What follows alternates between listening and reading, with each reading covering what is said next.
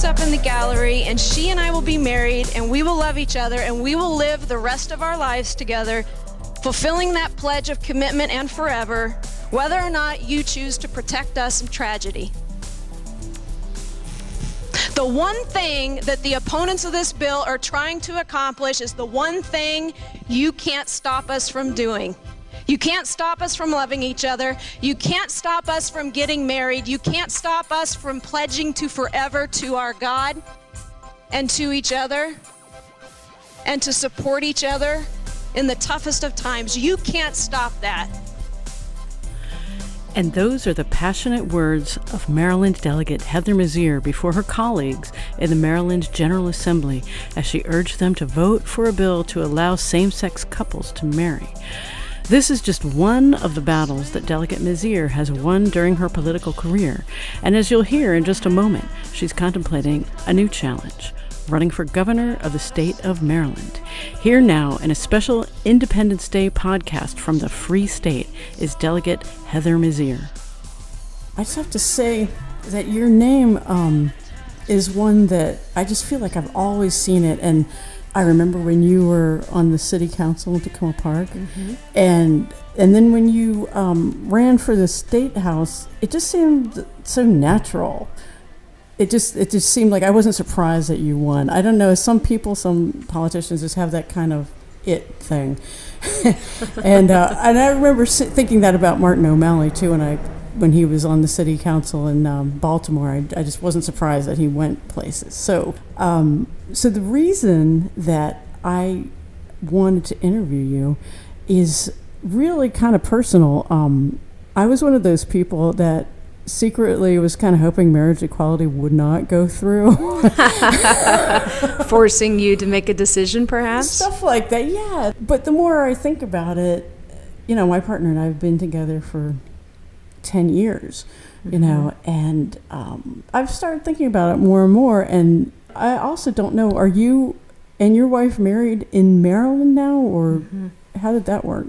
Well, first of all, thank you for coming to my office and setting up your studio here. It's wonderful to host you today, and I really love the spirit of community journalism, and I applaud you for having this great radio show, and thanks for having me on today.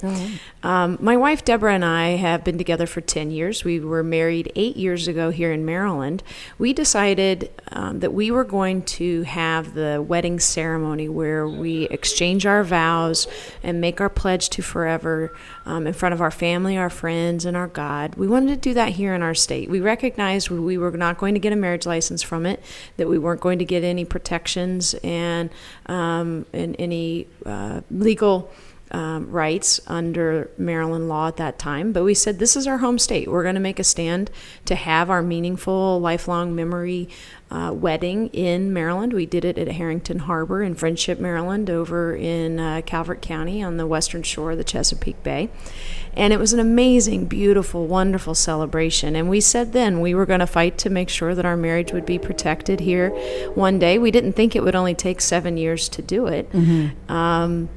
But in that intervening time, we spent some time traveling to California fairly regularly because Deborah's family lives there.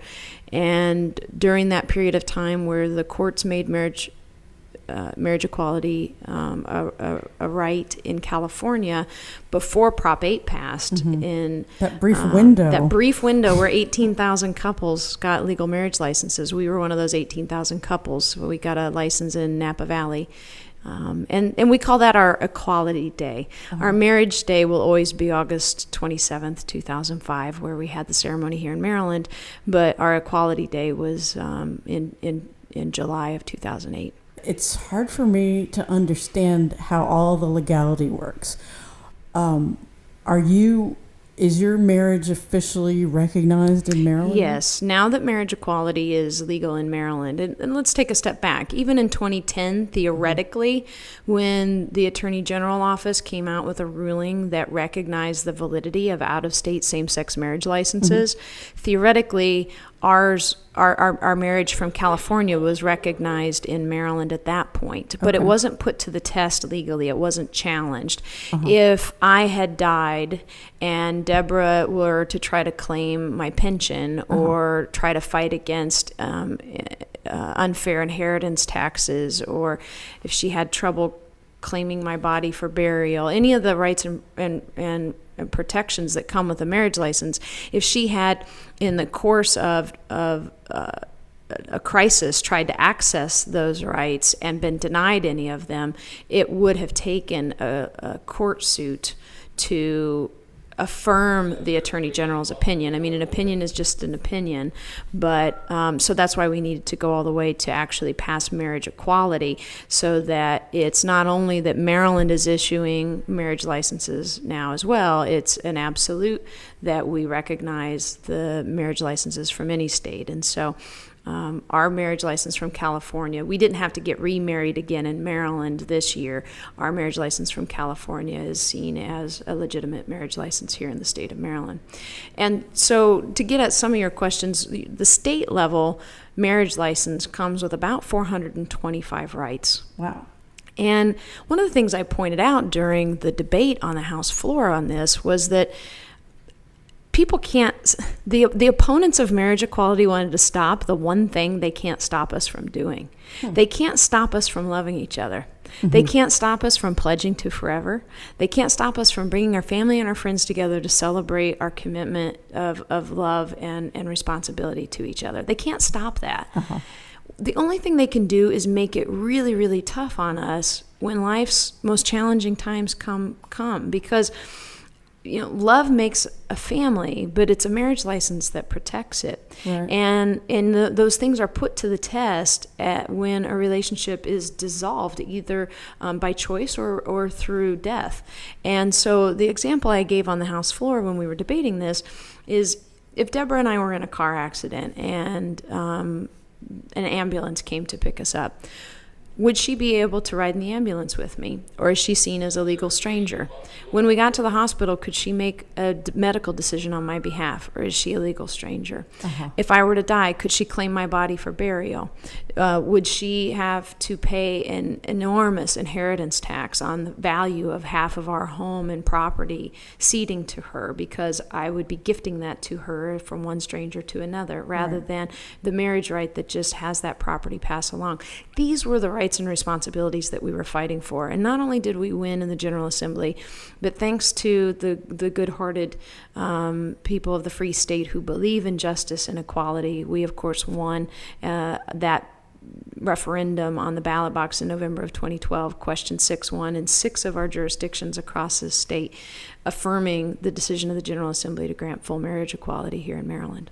So as I was researching for this interview, I saw a clip on YouTube of it's a very fiery speech that you gave in the General Assembly, and I was wondering, it just seemed very personal, and it struck me that your colleagues, you were testifying to your colleagues talking about very personal things. Do you feel like that personal connection that you had with your fellow delegates made a difference in how they voted? There's no question about it. And not only my personal relationship, but that of every member of our LGBT caucus. We have 8 openly gay members of the Maryland General Assembly that are serving with great distinction. It's my honor to work with such a talented group of colleagues, and we did take on, in a very personal way, the responsibility of having very uncomfortable conversations, one-on-one situations with our colleagues to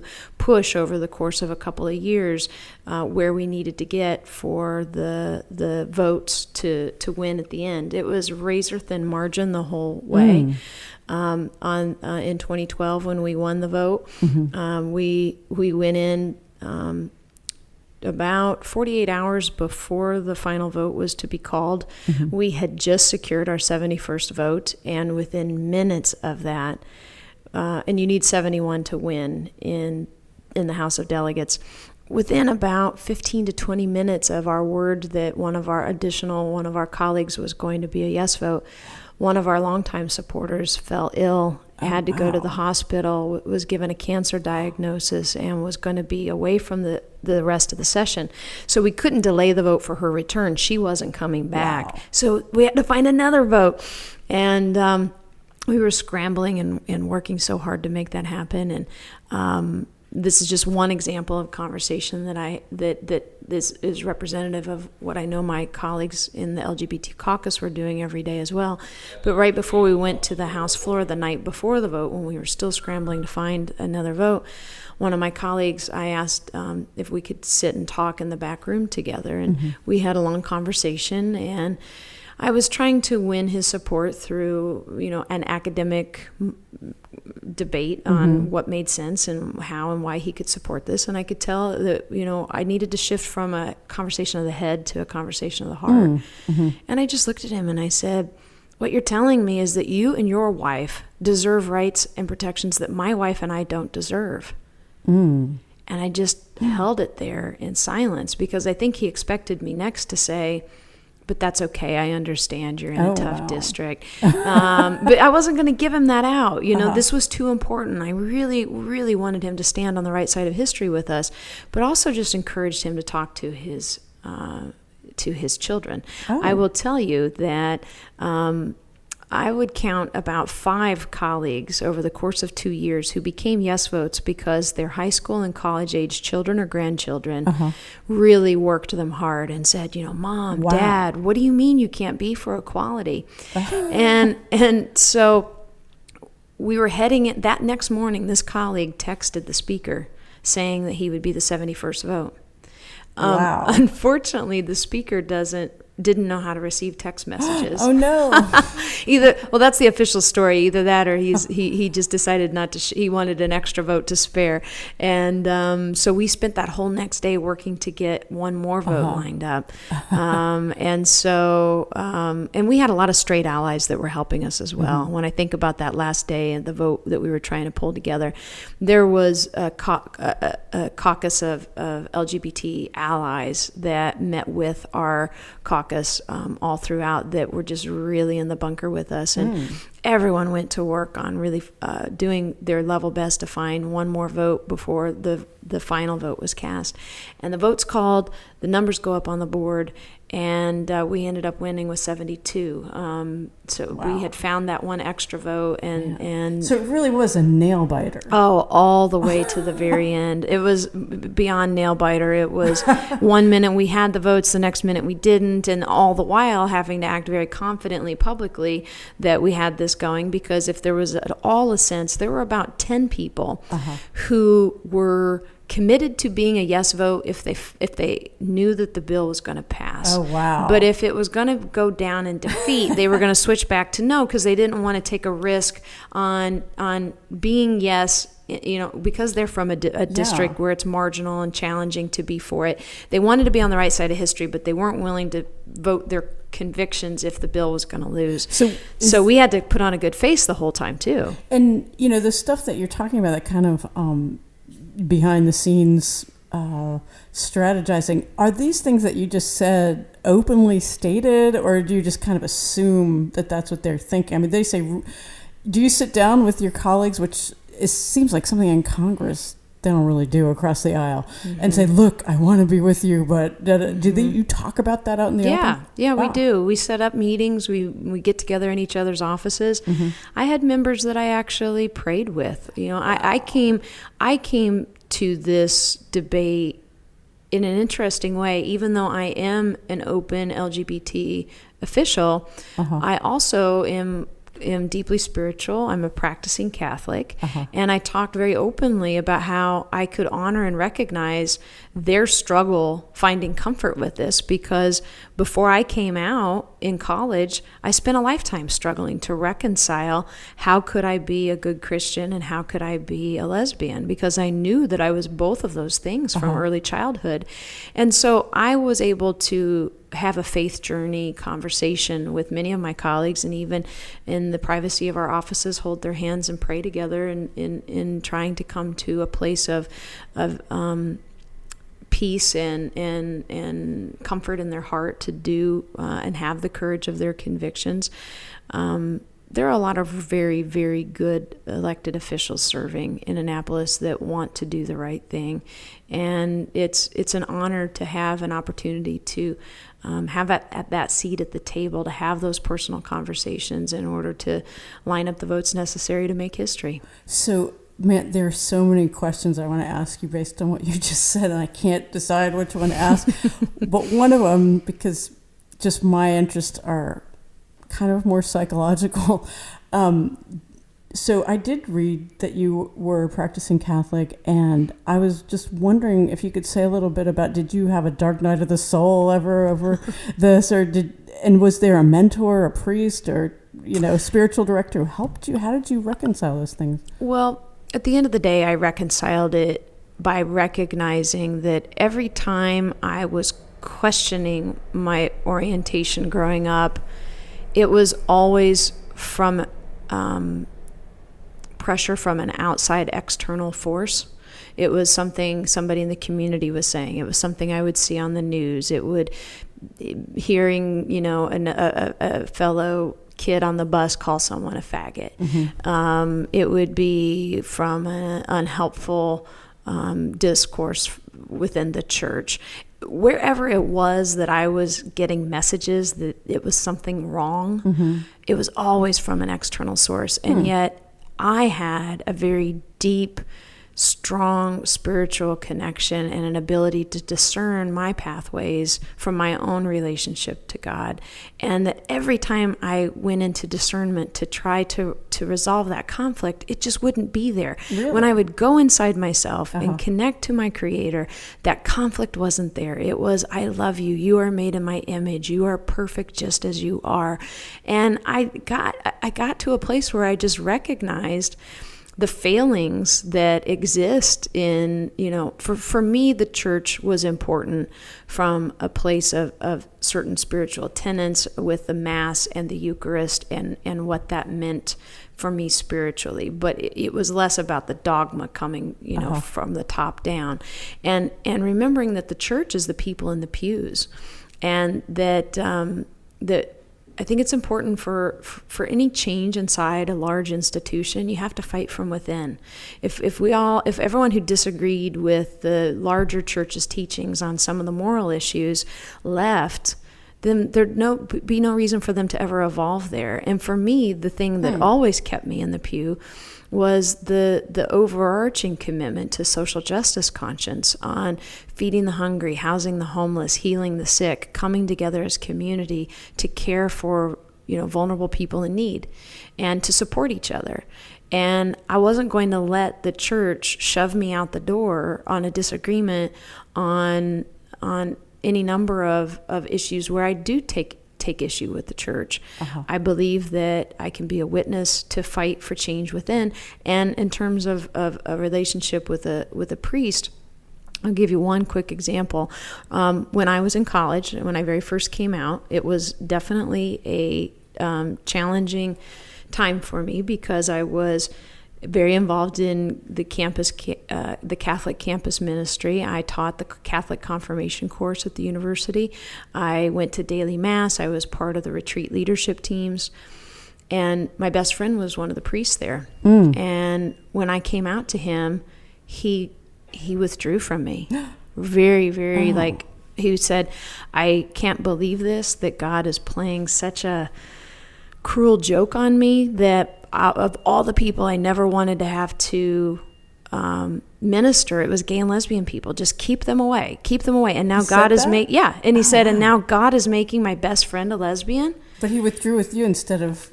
This doesn't make any sense. I know, right? He was just like, he didn't want to have anything to do with it. He was repulsed. Whoa. And so I continued to go to daily mass.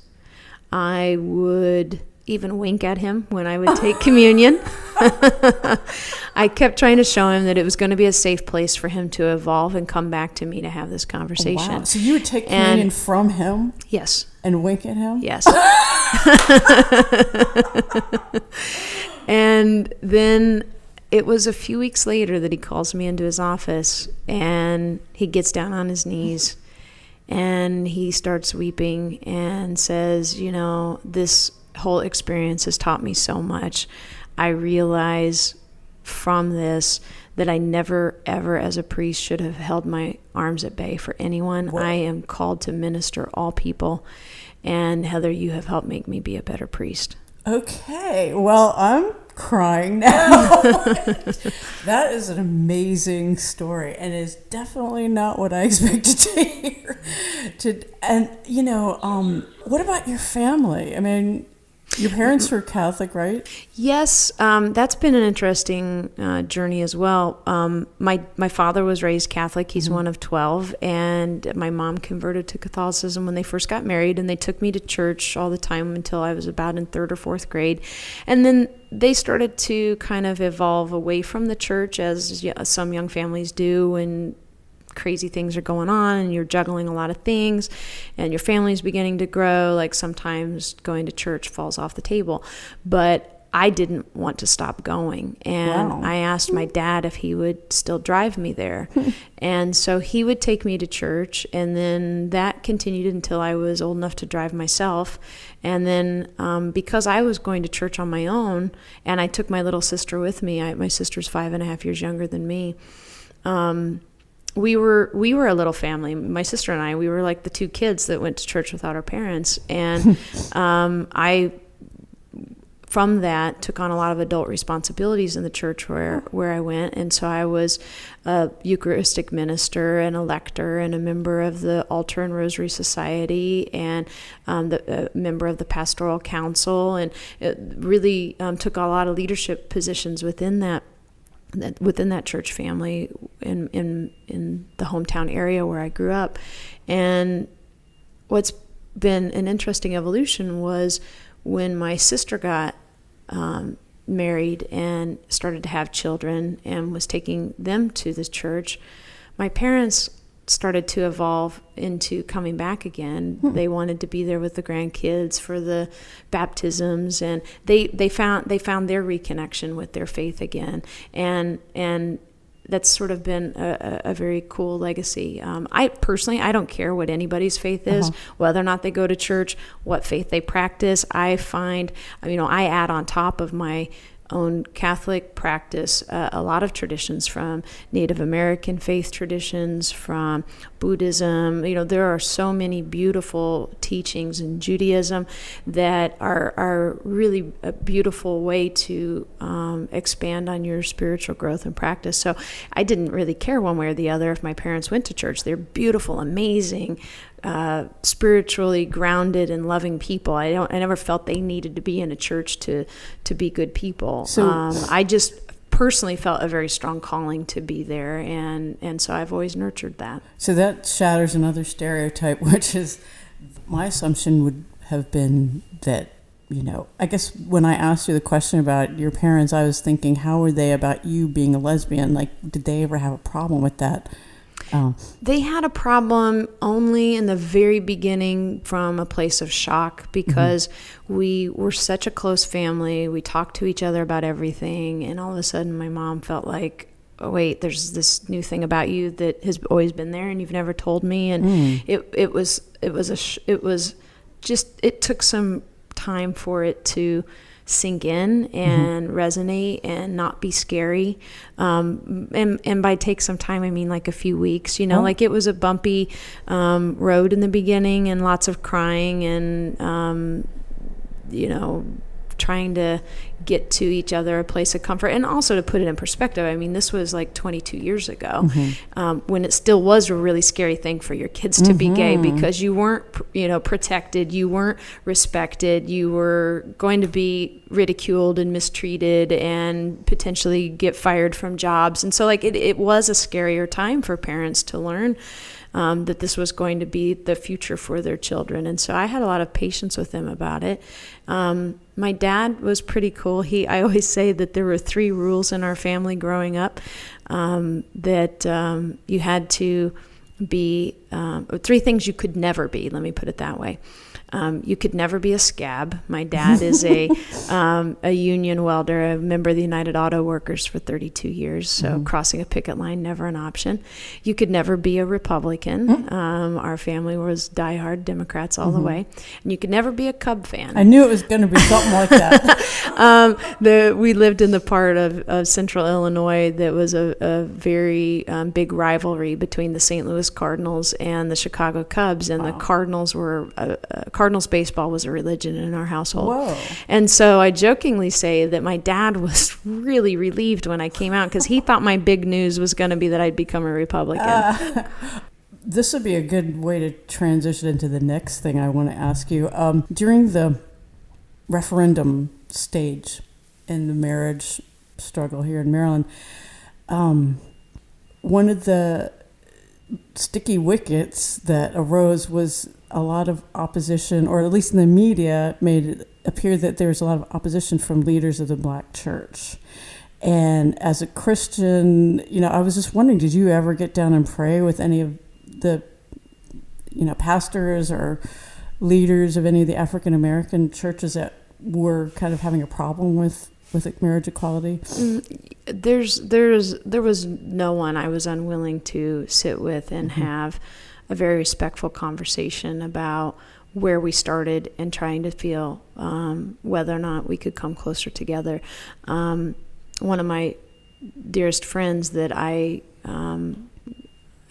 get collected along the way in that marriage equality discussions is a pastor who I had nothing to do with bringing him along. He pretty much led himself to this place. He's a beautiful spiritual man.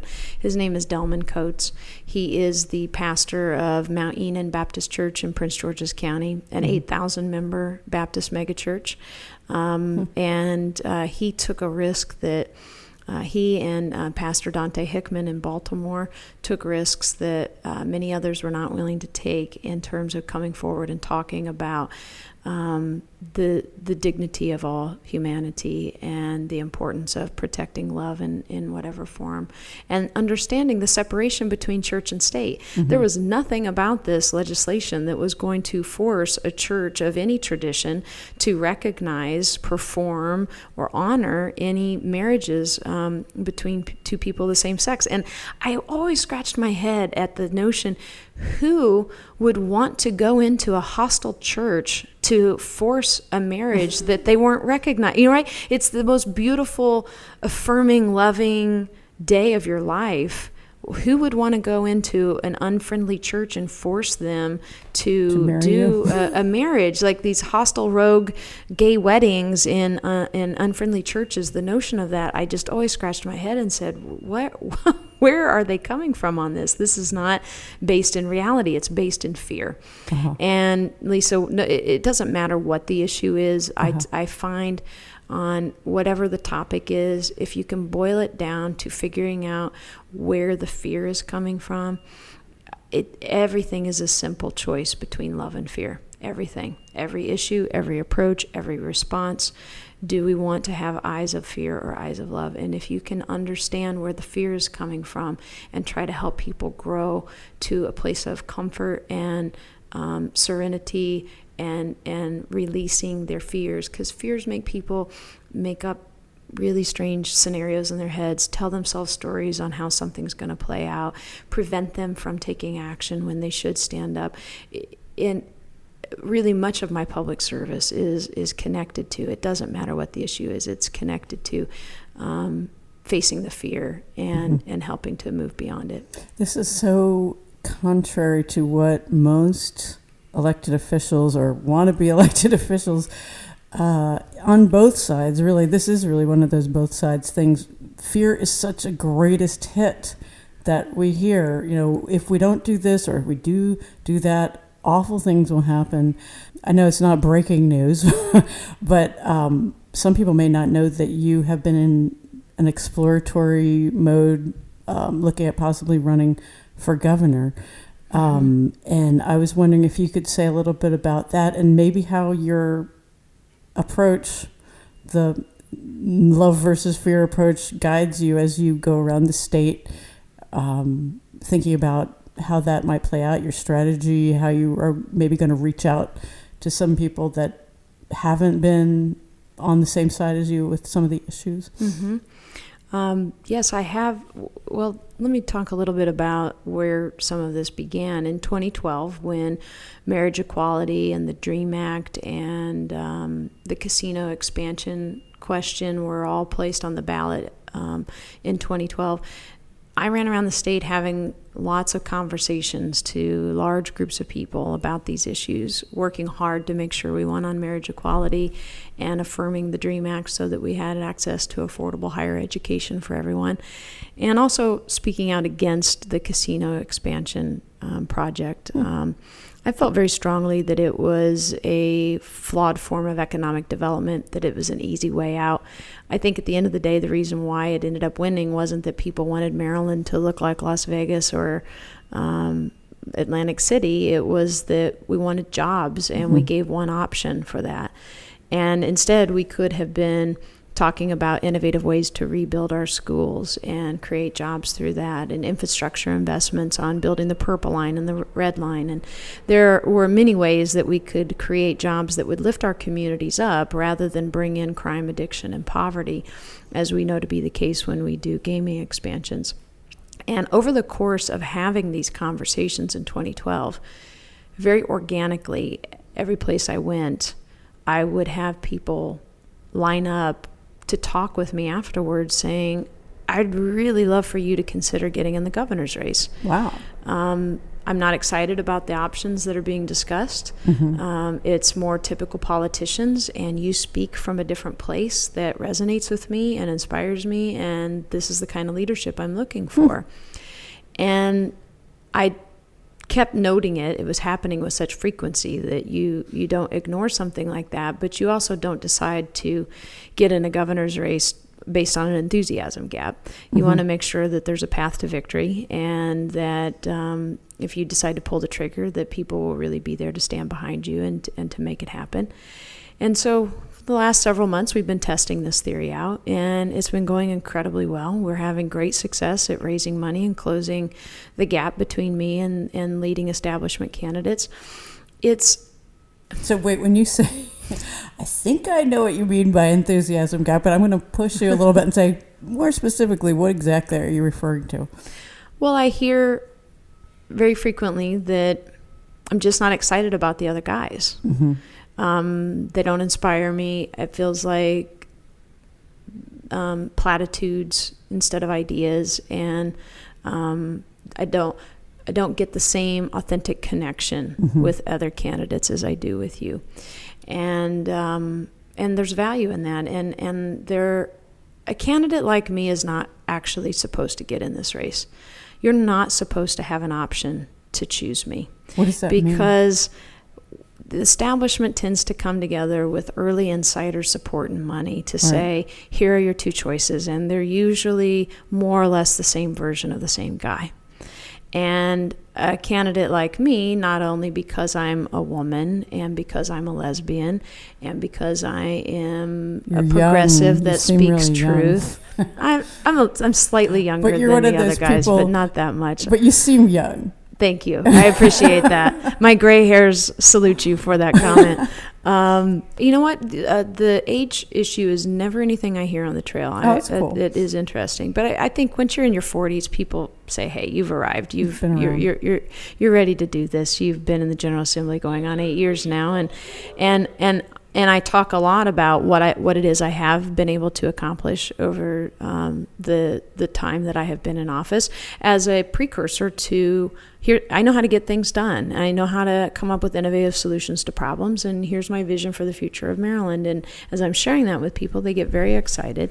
And just going back to the last thought about not usually having an option to select someone like me, it's because you look at the hurdles that exist and you say, oh, they've got this much money, they've got this much, you know, the conventional wisdom and the journalism is that it's, you know, this, that, and the other.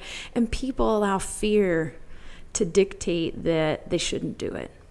It's different, like for a primary, you know, you kind of have to hit a different group of people, who are really committed and really following the issues. Do you know what I'm saying? Like, it seems well, and like, that's why this race is tailor-made for me. Oh, okay. Because we've moved the primary to June for the first time ever. June of 2014. Okay. It'll be June 24th, 2014. Uh-huh. And normally we vote in September. And it's going to require a very motivated base of supporters to turn out in this June primary. It's going to feel like a special election in Maryland because we're not used to voting in June. And the candidate with the most inspired, passionate base of supporters is the one that's going to win. It's going to be a low turnout race. And in Maryland, you win the primary, you win. And right. I don't want to, that's a little bit tongue-in-cheek, but the primary is the most difficult race for the Democrat. Typically, it's much easier to win the general election after you've made it through the primary. But we often don't have contested primaries. We often do coronations and anointments of who the next candidate is and who is it that's next in line. And I think what people are resonating with is the notion there should be no next in line in politics. We should have a race based on the ideas, on how do you see the state, how do you formulate your solutions to the problems we face? What are your ideas for bridging the gaps and bringing people together to help Maryland live up to her full, vibrant potential? And if we have a campaign that is based on the issues, that has an opportunity for all of us to get out there and fairly compete, the best candidate's going to win. And I feel very confident about the opportunity that lays before me, not the least of which is there's some math that plays to my advantage. Consistently and historically, 62% of Maryland's primary vote comes from women. And in a multi-candidate race where I'm the only woman, there's definitely some advantages there. What is the one thing you have to do now to win? Like, what ingredient do you need to have the most? There's definitely there's so many ingredients that go into a successful effort, particularly when you're talking about running statewide. As much as I hate the influence of money in politics, until people start turning off their television sets and stop using it as the mass medium for making their decisions on political races, it's going to dictate that you need millions of dollars to get your message out. And what we've found in focus groups is that when people see me compared to the other candidates discussing and talking about what I believe in and why I'm looking at doing this, they resonate with me very strongly. So I need to continue to successfully raise the money to compete, to get my message up on the air. And if any of your listeners have been impressed and want to encourage me along the way, I would ask them to go to our website, www.heathermizeur.com. There's a big contribute button right there. You can help. You can help make some history. I would be Maryland's first woman governor, and I would be the nation's first openly gay governor. Wow. Well, I'm not running to make history. I'm running to make a difference. But it's fun and exciting for us to have an opportunity to break down some of these barriers along the way as well. All right, and it has certainly been fun and exciting and surprising to talk to you. And I've been talking, as you know, to Heather Mizeur for Torpedo Fish Radio. And thank you very much for sitting down with me. It's been a wonderful experience. My deepest pleasure. Thanks so much, Lisa, and best wishes to you. Thank you.